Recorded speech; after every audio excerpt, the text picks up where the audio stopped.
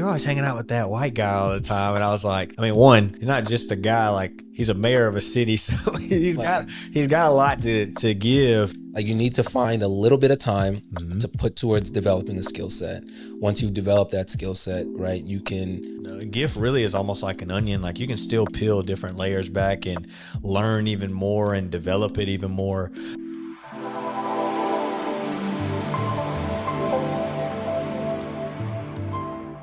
Hey, what's going on, everybody? Welcome to TDY, Faith, Family, and Finance. For those that don't know me, I'm your host. My name is Winston, but you can call me Winnie. And I got someone for y'all today. All right, let me tell you about this man. Matter of fact, I'm not going to tell you about this man. I'm going to let this man tell you about himself. I got the one and only Cam Rice in the building. What's going on, bro? Thanks for the introduction. I'm a decent human being, but I appreciate the invite. Decent. I appreciate the invitation. So my name's Cameron Rice. I'm from Huntsville, Alabama, but I currently reside in Birmingham. Man, me and Winston, it's kind of funny how we're even here. Tell the story, bro. I was supposed to buy this man's house. Don't do that. It didn't happen that way, but hey, we're still connected in Birmingham. And all right, he's not telling the story right. Let me tell the story. Okay, so this is what happened. So we put our house on for sale because we got this job. You know, I got this job over here in Atlanta, so we had to move. We put our house up for sale. So we have, we put like blind, you know what I'm saying? Like, we were like, anybody that wants to buy the house, we want to be able to know who it is. But we took that off for literally just like for y'all, because my realtor was like, we like this couple or something like that, right? So we were like, we don't really, whatever, let's just do it. So we leave the house. We go to the park next to our house, right? And we're just playing around, we're chilling, hanging out.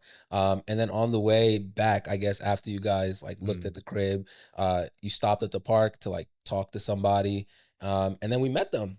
And we didn't know that y'all were the ones touring the house, right? And they didn't know that we was the ones that owned the house. And we were like, wow, that's a really cool, a bunch of people. And they were like, oh, did y'all just come from a house? Did y'all? And then we put two and two together. And yeah, I'm not gonna lie, I fell in love with you guys. Like, as soon as I met you guys, I'm like, another young couple that loves Jesus, that's doing good things. Yeah. You know what I mean? That's like in the ministry.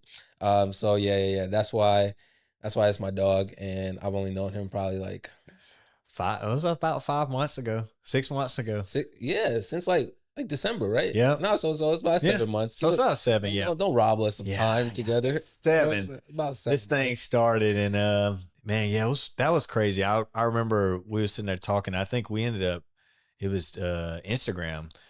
He was like, "Hey, bro, hit me up," and I was like, "This is crazy. Like, this is wild." And we ended up having a conversation, praying together that day, and man, here we are now. Yeah. Shooting this, so I'm excited. I'm really excited about it. And once again, thanks again for the invitation, and looking forward to today. No doubt, bro. No doubt. Yeah, this is gonna be cool. It's gonna be a cool conversation. Partly because I know that you are like big into finance. You are also a Christian. You are also a Black man in America. So there's obviously a lot of similarities like between our lives. You're married as well, wonderful wife, and you lived in Alabama, so you get it. And yeah, so there's like a lot of like similarities that we can draw on, like to start a conversation. And we don't script this podcast, situation that we got here. So I usually just like to ask one question to kick it all off. But before I do, I want to make sure people get context of who you are. So can you just tell us a little bit about yourself? Okay. Quick? So grew up in Huntsville, ended up ran track in high school, and ended up getting a track scholarship to Troy University back in 2013.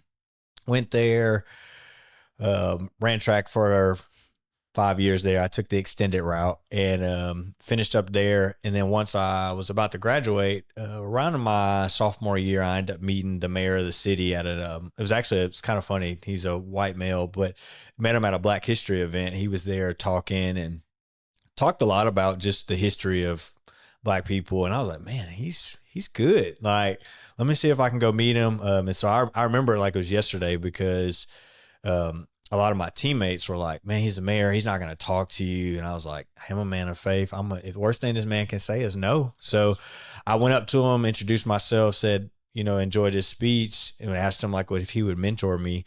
And he was like, yeah, here's my number. And I was literally blown away because I'm like, okay, I just met this man and here I am getting his phone number, who's the mayor of the city. Well, we ended up going to lunch. He pretty much took me to lunch until I graduated from college, which was the next 2 years. And then when I graduated, right before I was graduating, I was going to go back to Huntsville, probably work, just go back home. And he was like, man, I really need somebody to help me like bring new business to this city. You're young, you see a different perspective than I do. So I ended up getting hired essentially as like running economic development. Best way to explain it is like I was responsible for bringing businesses to Troy. So your Hobby Lobbies, TJ Maxx, Publix. We just got a bowling alley that just opened there, hotels, all that stuff. So kind of in that, right after I got married, right in 2019, my beautiful wife, Faith, and we just celebrated 5 years last month. So it was crazy. So we ended up, she moved to Troy. We had a great time there. And now we're currently residing in Birmingham. But through that, I pretty much got a chance to meet a lot of like CEOs and how they were making business decisions on moving to certain areas, what was kind of the financial factors in that. So, and I learned so much through that I was kind of like, okay. Then around 2019, ended up launching a credit repair business. And through that, also learned more about finance, and especially African Americans. Like we have a big struggle with credit, getting approved for loans, business loans. And so I started seeing the impact of that, helping people qualify for even just cars and getting rates. And even as we record this today, like rates are extremely high. So having a good credit score is pretty monumental now and advantageous for you to be able to get good rates. And so fast forward to now, in the private real estate development space, running a couple companies in personal finance and helping consult professional athletes now as well. And so it's crazy because I don't really like math, but when it comes to finance, somehow I end up liking it. So that's where we're at now. Bro, so I don't think you know how interesting this journey is. Like you said that you met the mayor of a city at a Black History. You said you met the white male mayor of the city at a Black History event, and he agreed to take you under his wing off meeting you one time. Once. What did you whisper in this man's ear? What did you tell him for him to say yes like that? I just said I liked your speech and really wanted to learn more, because I think that day it was so John Lewis, who passed away, is from Troy, and so they've had a long relationship, him and the mayor. And so he ended up telling me a story about John Lewis and how they grew up together. And I was like, man, this guy got a little culture. Like, he could probably come to the cookout. Like, it's one of those. And so we ended up just having a lot of conversation about it that day. And I was like, I just kind of want to pick his brain about politics and even today's comment. Like, we were having a conversation just about where things are. And I wouldn't say I was in politics, but I really didn't pay attention to a lot of it until I got around him and understanding how cities work, how they make decisions, and then also from a federal standpoint, how things operate. And so he taught me a lot, even in that day alone, about, yeah, I may be a white man, and he may have been at that event. I probably could count on two hands that there was that amount of white people that were at that event. But you could tell so many people were like wanting to talk to him about his speech that day because of what he was saying that day. And I was like, well, if everybody wants to talk to him, I want to learn more about how you learned about all these things. And come to find out, like, a lot of his best friends were African American. He's been in some police situations with them and kind of the difference of like how he was treated versus how they were treated. Mm-hmm. And like, I had a lot of respect for him about that, and just, he gets those things and that it actually exists, because fortunately, like I was telling a friend of mine, even now people are talking about, oh, racism didn't exist. And people are saying racism didn't exist. Yeah. It's crazy. Like, It's crazy. Okay. So, and I've experienced it even in Troy and still in Birmingham, and it's still very prevalent in Alabama. And so, I don't allow it to deter me, but I think that people do need to acknowledge that it is actually a thing. Now, should we use it as a crutch or use it as a excuse not to advance in life? No, but it is a reality. Like, Yeah. it is a reality, and sometimes it's the ladder's a little bit harder to climb sometimes for some people. Yeah. It's still a ladder, but it might be missing a few rungs. Mm-hmm. Okay. W- Another question, Okay. because you sped me through this. I want to slow walk it. Right. Okay. So when I think of mentorship, um, I know what I have had to be like subjected to, in a positive way, positive and negative, right? When it comes to mentorship, and I know it always costs something, Mm-hmm. right? So my question to you is like, when you started being mentored by this man, did you have to give up anything? And if so, like, what did it cost you? Like, what did that mentorship cost you? So I think during that time, so keep in mind, I'm a sophomore, junior at this time. So college, obviously, Still running track? yes, still Okay. running. And a lot of stuff at that time, there's always something to do. There's a party, there's some type of kickback. And I think during that time, I sacrificed really those moments. Like, I had fun in college and it was a great time. But I think the times we would go hang out or spend time, like, I mean, this dude taught me, this is kind of crazy. I never thought I would ever go hunting a day in my life. I mean, it's just not something I would do. Took me to learn how to do that. And we did that on like a Saturday morning when, I could have been out Friday night or Saturday doing some stuff or whatever. And so even just those values of like things that I would have never stepped foot doing. But I think cost me, I wouldn't even say time. I think it was an investment of time, and gave me a lot of books that I wanted to, and I was already a reader, but I think during that time, it was books that gave me, I probably would have never picked up.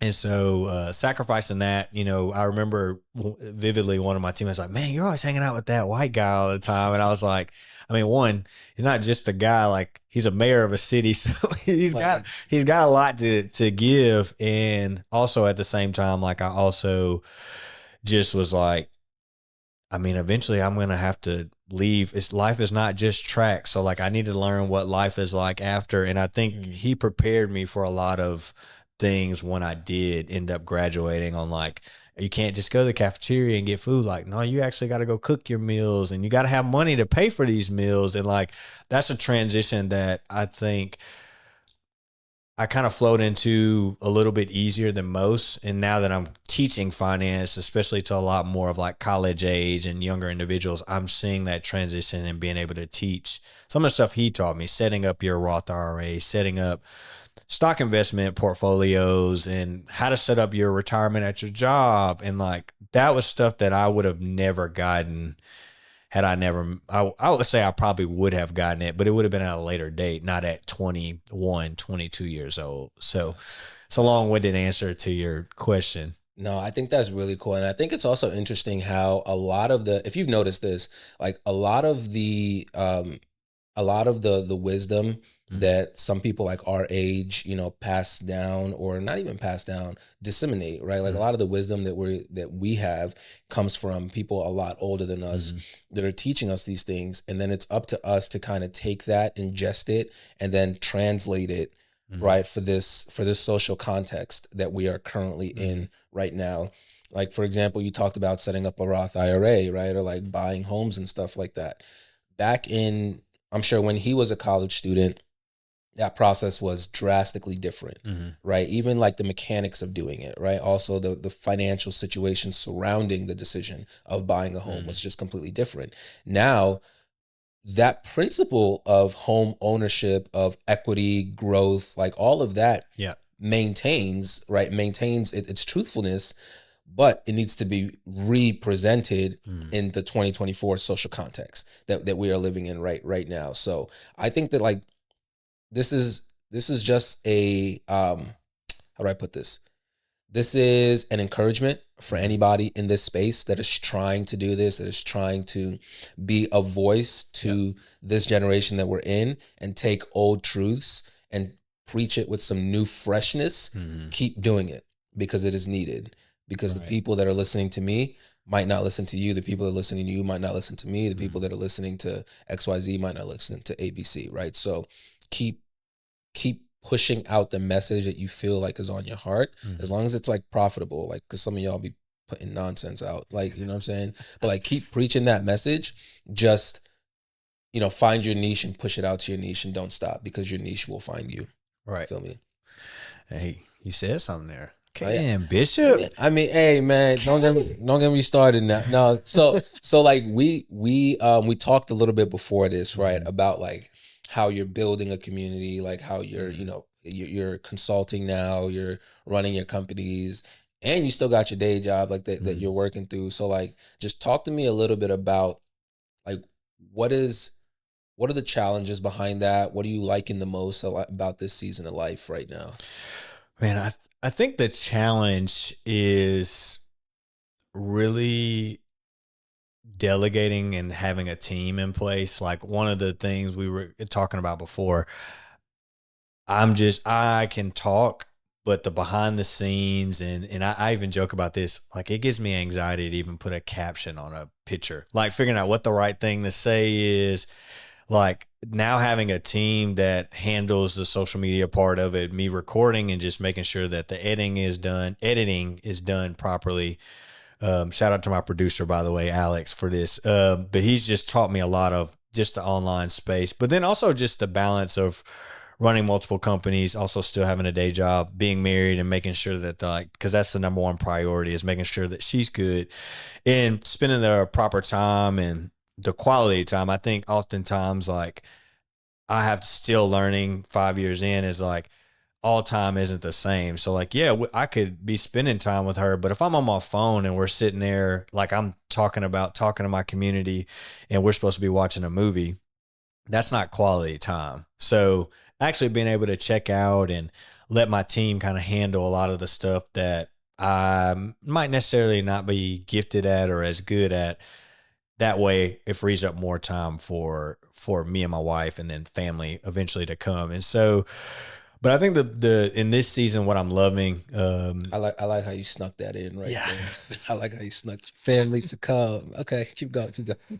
you know, praying and believing, having fun right now. And I think that right now is just it's a blessing to be with, you know, some athletes that we're working with. And I think just being in that realm, but then also just people who are wanting to learn more about finance. I think now with inflation and interest rates, like you have to be financially literate to understand what's going on, how things are changing, how can you be prepared. I mean, what you may have needed for retirement 5 years ago or 20 years ago is not the same as now. Like I literally was just talking to somebody the other day about how Social Security is set to expire. It keeps going back. Like originally it was like 2040.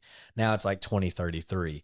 So the days of like going to work, waiting on retirement, and that being a sufficient lifestyle or you having the lifestyle. I mean, people are working till 70, 80 years old now because they just don't have enough to live off of. And so there are ways to prepare for that at 20, 30 years old to where you can be prepared. And so I feel like I'm walking in what I was put on this earth to do now, because being able to serve and help people, it's not even about the money for me. I mean, it's great. I mean, it's cool to be able to help and be compensated for your gift.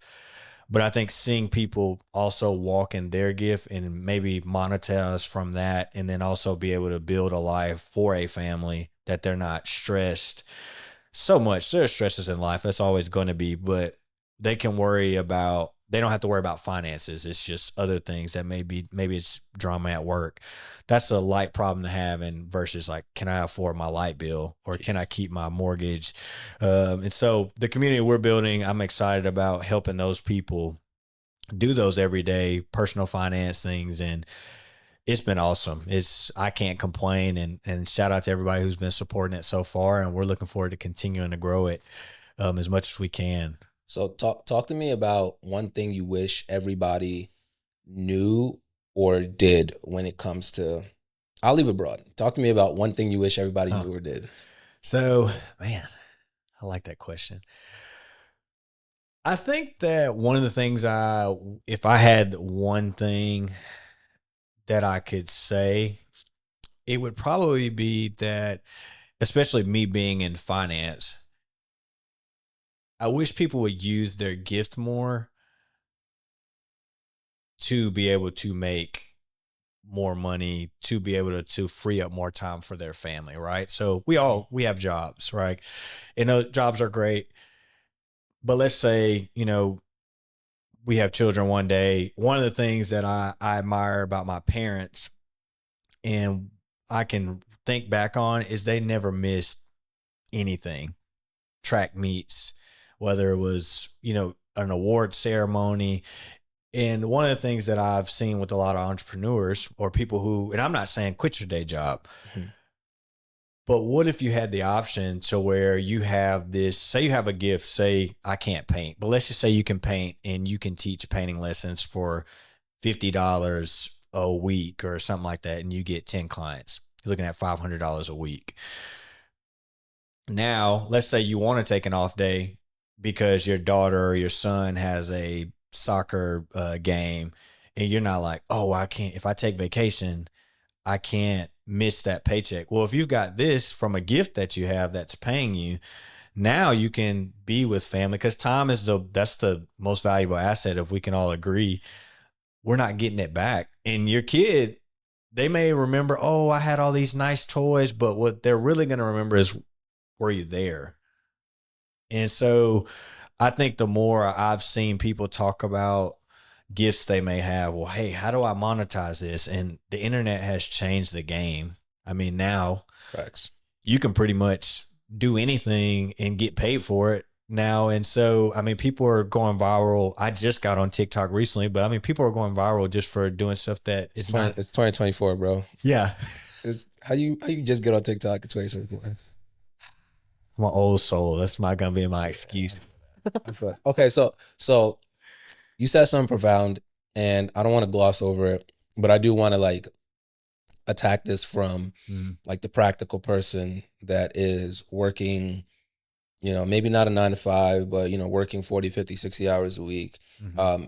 And okay, let me take two approaches to this. One, first, let me talk about the person that's working very hard and not using their gift, Mm-hmm. right? What would you tell somebody that after working 40, 50 hours a week, however long they're working, they come on YouTube to relax, and then they hear somebody saying, hey, get up, use your gift and make some money. No, nigga, I'm tired. I want to sleep. So what would you tell that person to make them get up and use their gift? So I think you're kind of talking to me because I mean, I have a day job also, but I realize that trading time for money is not a bad thing, but it's almost like a non-ending cycle, right? And so what if you could, if you're tired now and you're barely making ends meet, 5 years from now, it's only going to things are only getting more expensive, which means you're only going to have to work more, which means you're going to have to work overtime, which means, okay, I'm going to be more tired than what I was before versus people are being in, once again, back to the internet to answer this question, people are being paid what people, and this is not to knock people who are making this amount of money, but people are making my salary at my job in an hour. And I know it sounds like, oh, that's crazy. It sounds like no. I mean, everyday people who may have had a day job, but they have a gift, and now people are paying you for your time. And I truly believe that everybody has something that maybe you may be just more naturally gifted, like at somebody than the norm. And taking that and saying, okay, all right, well, if they're watching this and they're like, man, this camera dude's really tripping. Like he doesn't understand how much I'm working. I'm not saying go get a 40-hour and work 40 hours in this gig. Maybe take an hour and invest in the craft, learn it, understand it.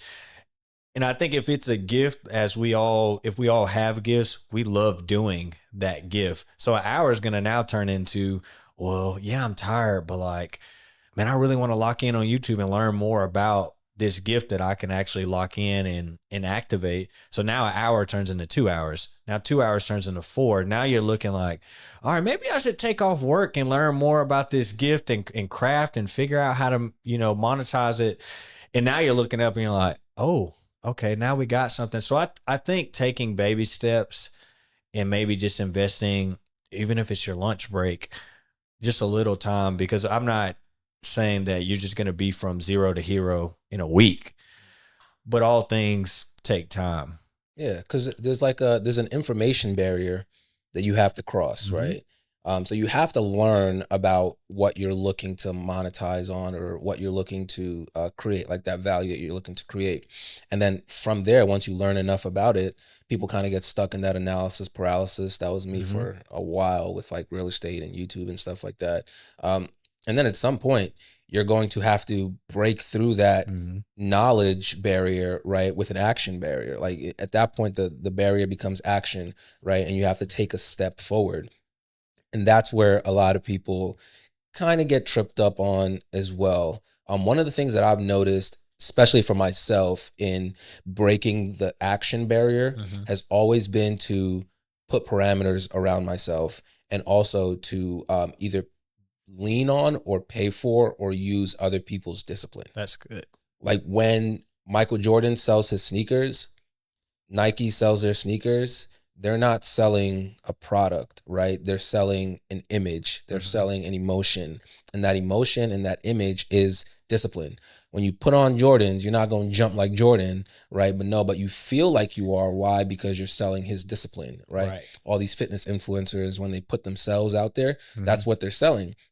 What I've noticed is um, people will buy discipline for recreation, but won't buy discipline for their professional development. Mm.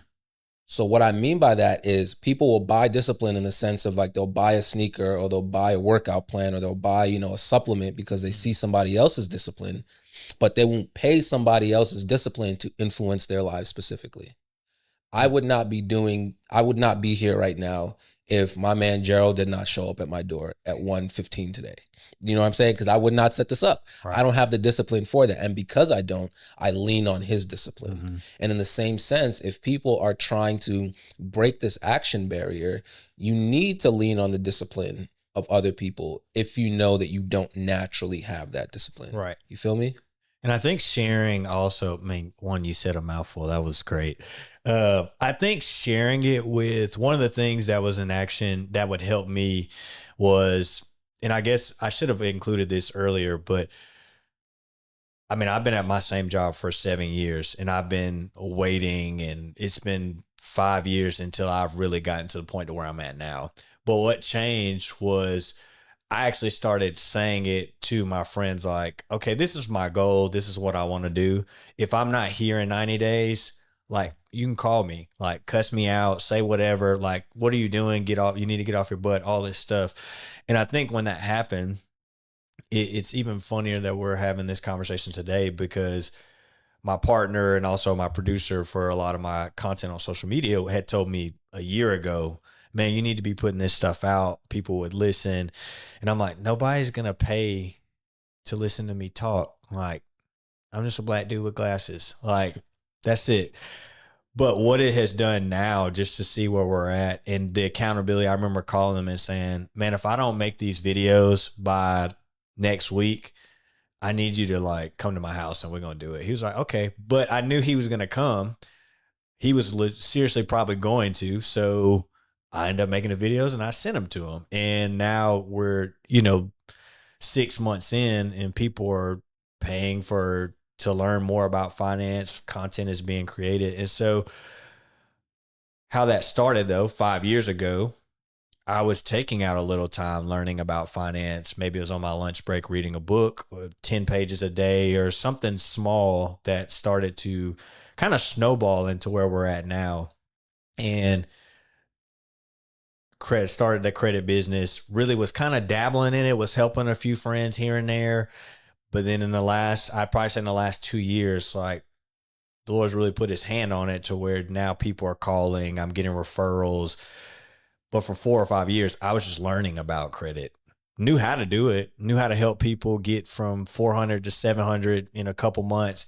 But I just wasn't really, I wasn't advertising. I wasn't marketing it. I was just chilling.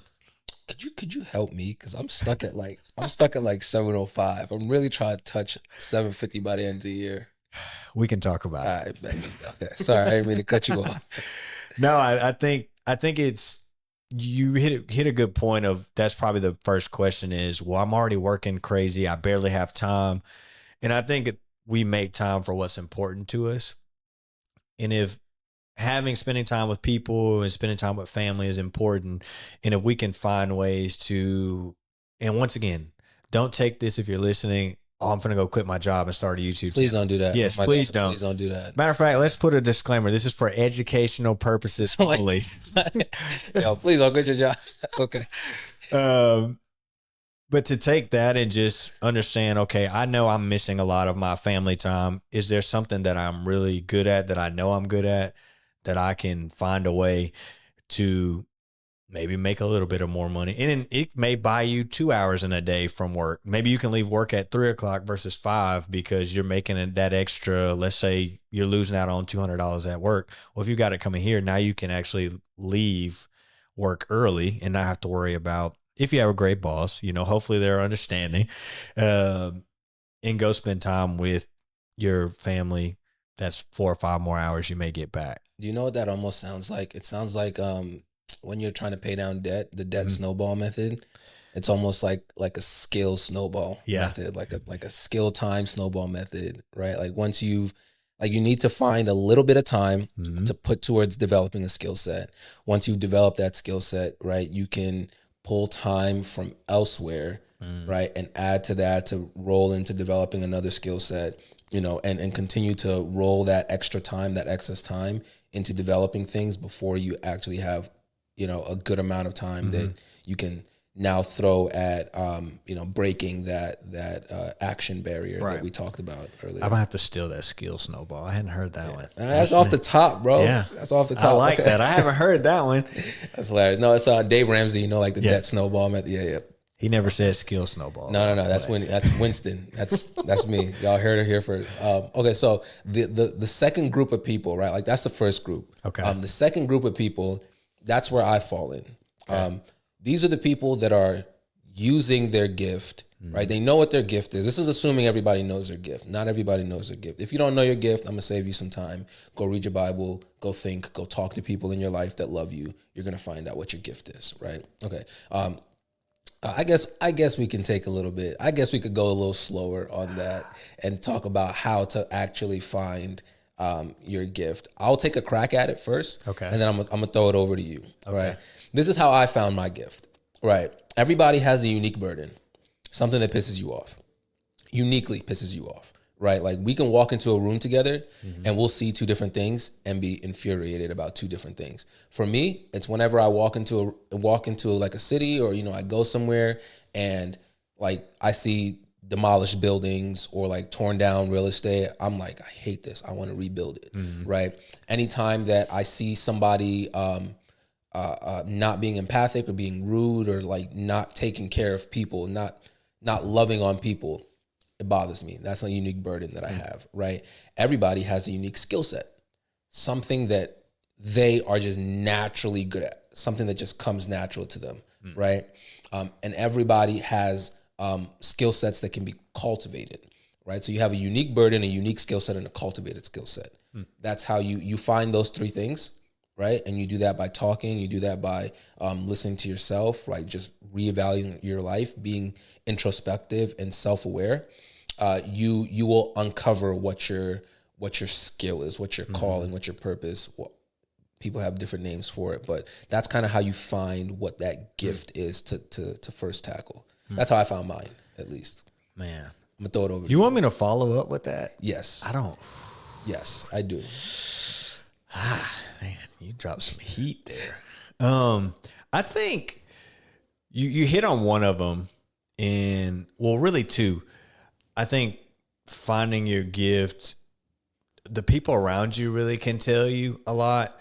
And I joke about me and my wife about how our gifts are so different, right? And so my wife can walk in a room and she's the administrative, put things in order, or she can make things better than what they look like. But in her mind, it's like, this is how we can do it effectively. Me, man, who do I need to talk to in this room? Like, I'm more of the charismatic, I guess you could say extrovert. She's more introvert. I'm trying to figure out how to put a system in place to make things more effective, right? And if you go back and talk to a lot of her family or friends, she's always been that way. You go back and talk to a lot of my friends and family, they'll say, man, that boy used to get in trouble for talking all the time in school. Like now, and it's kind of funny because it was something that connecting with people, and I didn't even realize at the time, like, was a gift. I was like, well, what is connecting with people? Like, what does that mean? But it's networking. Like you can go in a room and talk to people that people may not even talk to. And I mean, that's kind of how I got to where I'm at today, is talking to the mayor. So I think practically, not to get too spiritual, but we'll get a little there. Get spiritual. Oh my goodness, get spiritual. The person who created you, who is God, is the one who's going to show and tell you what you're gifted and how you're gifted. So reading your word, connecting with, even your pastor at church, if you're not going to one, even connecting with maybe a friend of yours as well that may say, okay, Cameron, or okay, Winston, this is something I've seen in you from X amount of time that you just naturally do, right? And so I think seeing that was one of the things that I constantly prayed about. And you can still, a gift really is almost like an onion. Like you can still peel different layers back and learn even more and develop it even more. So I think with that, having those people around you, because I think my answer is a little bit more simple, because I think that a lot of people around me have kind of told me about my gift for years. Now, you still have to walk in it. Like you may know what it is, but you still have to walk in it and actually do it and cultivate it and grow it. And so having that as well, I think is very helpful because you're going to need accountability to be able to, I guess you could say, grow and prune as well. So praying about what your gift is, asking. But then also I think having those people around you, asking them like, since you've known me for 15 years, what is something that you see that I naturally do, or I seem like I'm ahead of the pack with? Bro, you know what so while you were saying that, one thing that came to mind is, like I literally heard like, use your gift to serve you, don't serve your gift, right? Don't serve your gift, use your gift to serve you, right? And I think that a lot of people get caught up in like a serve cycle where they serve their gift. Like somebody tells you your entire life, oh, you are this, oh, you're really good at this, this and this, right? And gifts have a light side and a dark side, right? So a very talkative kid can be talkative destructive or talkative impactful, right? It just depends on how you steward that. Right. But people, when they understand, or rather when they have this inclination towards a specific skill set or disposition, right, and they lean a little bit too much into that, it almost actually becomes an idol for them, right? Where now I'm not talking to people because I'm trying to fulfill some sort of purpose, or I'm trying to, channel, this skill set to doing something impactful, right? I'm just talking to people because people think I'm an extrovert.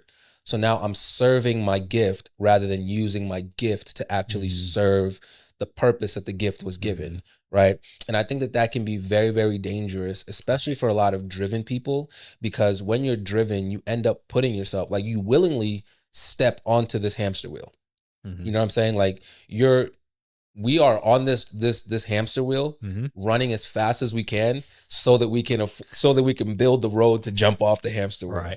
Right. And what we do sometimes to ourselves is we stay on the hamster wheel and we run the track for so long, and we use those gifts for so long that we etch roads in the ground. Like we dig trenches on how fast and hard that we're continuously running without realizing, wow, I I can stop now? Right. Or am I actually even running? Am I running in the right direction? Am I using this gift for the right purpose? So in that moment of like, use your gift, like work towards that. I want everybody to also add introspection, self-awareness, self-reflection, right? Go to people that know and trust you, or go to people that you know and trust, that love you, that have some sort of moral authority, right? And intellectual authority to speak into your life. And once people start doing that consistently, they won't get stuck in this cycle of their gift serving them. They'll start using their gift, or rather, they won't get into the cycle of them serving their gift. They'll start using their gift to serve. 100%. Because I think your pride is a dangerous thing, right? And oftentimes we can take this gift, and I think even I've definitely been a victim of it, or have been guilty of it, in a sense of, you have this gift, and I was fortunate that I've had a couple friends who've played in the NFL and have spent a lot of time with them, and it's kind of like one of those things where you're like, oh, well, this, I know this person, and I met this person, and you're kind of like leading, but you're not really. Yeah, it's a gift that I've, been able to form these relationships with professional athletes, but like, am I just saying that just to make myself feel good and say like, oh, well, I know how to connect with these people? Or is it, how can I serve these people? Yes, I've connected with them, but like, what's the goal here? Like, how can I use the gift that I have? Can I connect them with somebody? And then also reflect that, like, at the end of the day, God is doing this. You're not doing it. Like, and I'm not saying this in a false humility. It's like, I just sometimes have to say, like, I'm not that good. Like, I'm not that good to say. Now, do I believe that the Lord's equipped me with the right things to do these things and be good at them? Yes. But me as a human, I'm not that good to say that the things that are unexplainable or that only God can do, I'm not going to take credit for. So as you're, getting that gift, just always remember that it's really the Lord that's ordering these steps and making sure that you're going on the right path. And so, because I've seen people that I know who've made a lot of money, met people who've made a lot of money who may not have a relationship, and they think it's them. And then when all that's gone, then they realize like, oh, well, it was somebody else. Like, it wasn't me, but it's like, oh, it was all you when it was going on. But now it's not all you when things have gotten bad. And so I think you have to be very careful. I think you were heading in the right direction by saying that you got to be careful when you are using your gift as well. Facts. And another thing that I want to touch on really quickly, because we talked about the first set of people. We got the second set of people, which I identify with, where you know what your gift is, you're using your gift for other people. And you get put in a situation where you're either overworked, right, or you are overused. Because I do believe one of the major skill sets of like a CEO and a leader is to like responsibly use people. There's no, I have no other way to say that, but like you're supposed to responsibly use people, care for them, but utilize skill sets, right, of other people. What happens with a lot of skilled people is they get used. And if they're not in the hands of a caring, actual good leader, they'll get overused and misused, right, and abused, right? And that leads to a lot of skill fatigue, right? So what would you say to that set of people that are using their gift in a day job or under a leader, and it's being overused to the fact that now I don't got nothing else to give to myself because I have everything squeezed out of me already? I think that's a good question.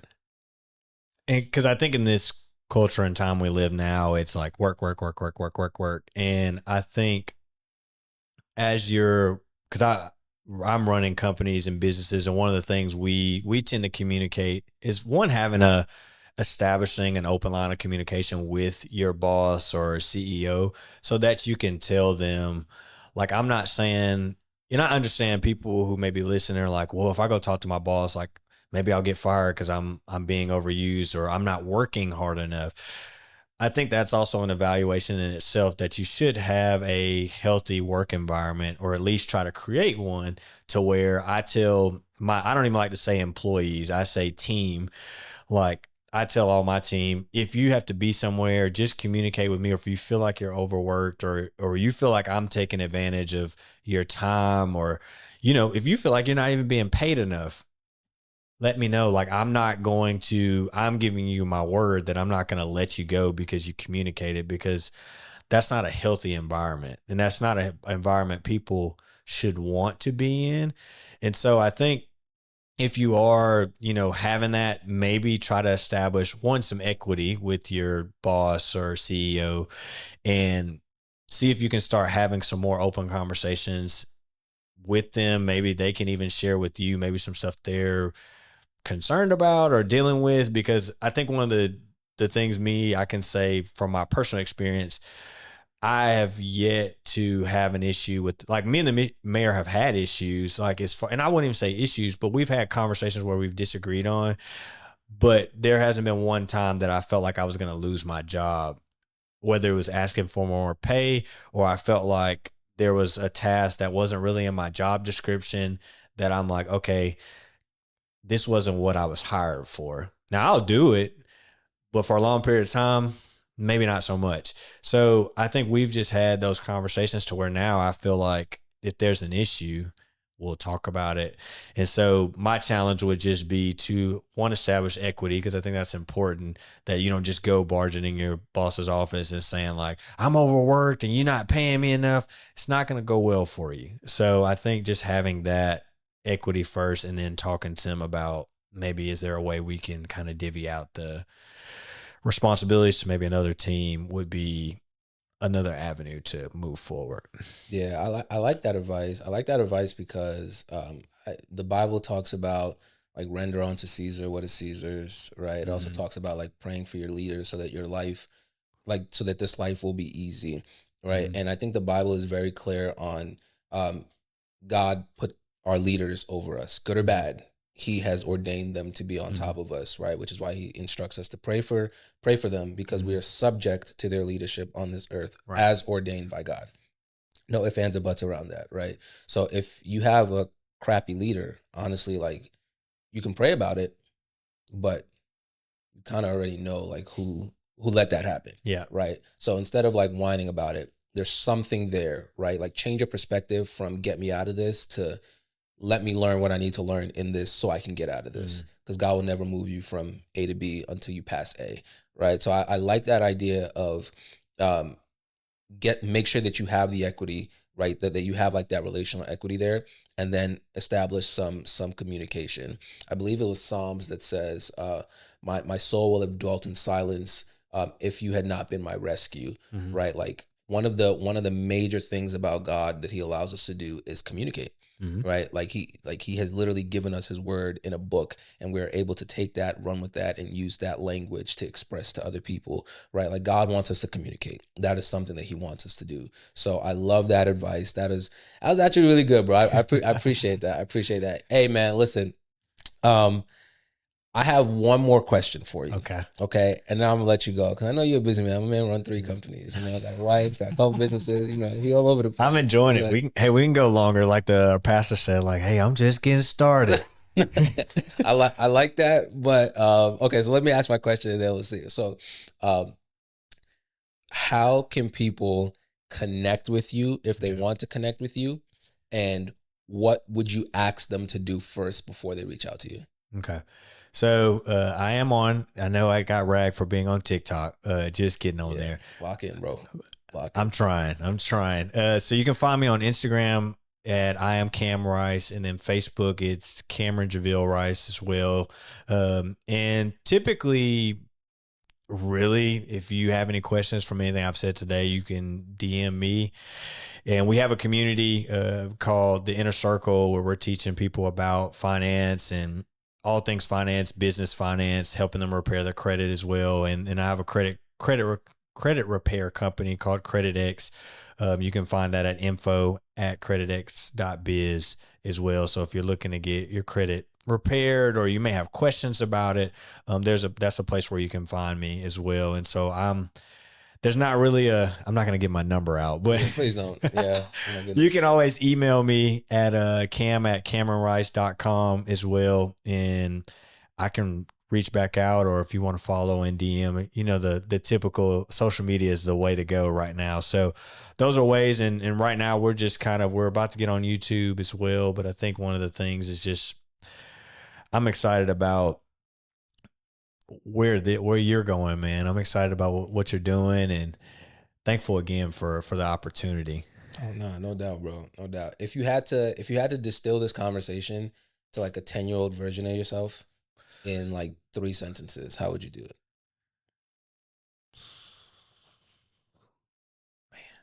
Man, you got some tough questions today. I'm crying.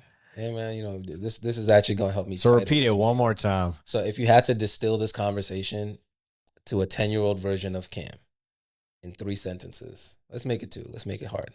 Okay. How would you do it? I think I'm gonna go with can I steal the skill, Snowball? You can steal anything. No, You want it? okay. It's yours. It's yours. 1, utilize the skill, Snowball.